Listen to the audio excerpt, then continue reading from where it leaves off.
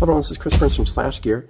Today we're taking a look at the LG Optimus G Pro. This is the AT&T version. What we're going to do here first is to start it up first time, allowing you to see this fun little deal here. This is the home button, and around it you have an LED light, and it's able to switch to lots of different colors. You're able to program that from within the device, but it starts to shine there when you open it for the first time. It's sort of a nice little touch by LG. On the left and right of it you do have your regular back and menu buttons. Those appear when, here we are. When it starts up on top is the LG logo, front-facing camera, sensors, and speaker there. On the left you have a volume button up and down, and then a programmable button right here. And when I say programmable, I mean there's presets. It's really easy to control. Once you're inside your camera app, you're able to use that as your camera button. So it makes it real simple. You can also set this to from wherever you are in the software to go to any app. So that's pretty cool. Up on top you have one headphone jack. You also have an IR blaster. You're going to be able to use that to control your TV or various other electronics around your house. You have one microphone here, another microphone on the bottom next to a micro USB port. This is what you'd be using to power the device as well as connect to your PC or Mac if you need to. On the back you can see that we do have a hard plastic back. This device is a lot less slippery than the original LG Optimus G, that being a little bit smaller device, but it having sort of just a size and shape and texture that made it sort of like a slightly more slippery device, so to say. This one is much better. It sticks to your hand a lot better. This version of the device obviously has the AT&T logo sort of set down into the plastic. That's another nice touch.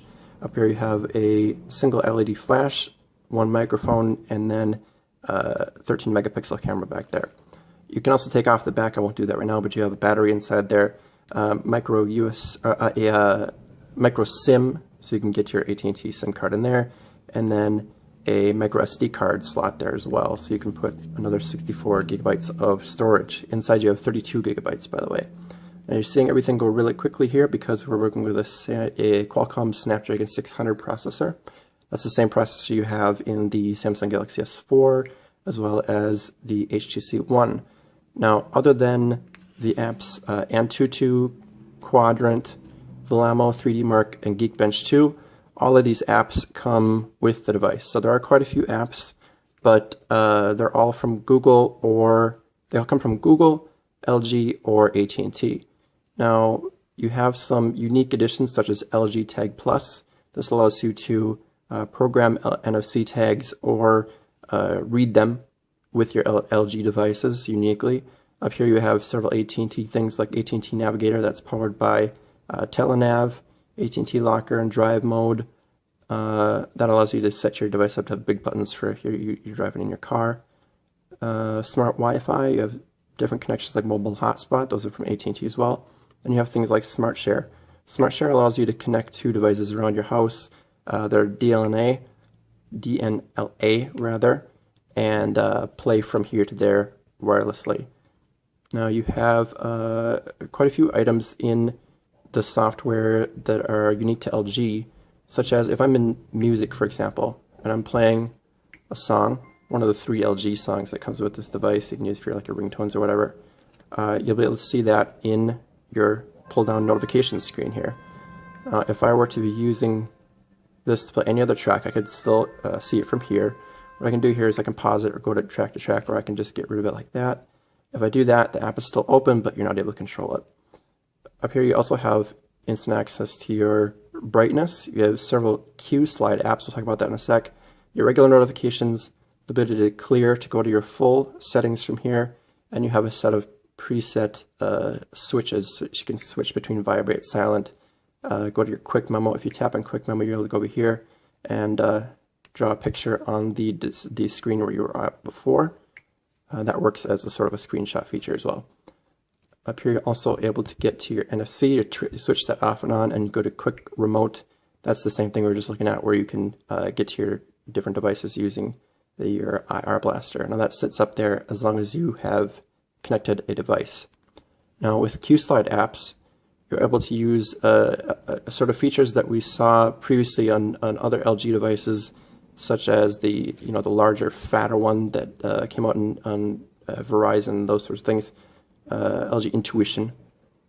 And you're able to go tap into here, and use these sort of things separate from your other screens. So you're able to, sort of like a desktop computer, you're able to put it out here, go through different apps, like go into the email for here, for example, and still write on this note, write things in like that, and control it like so.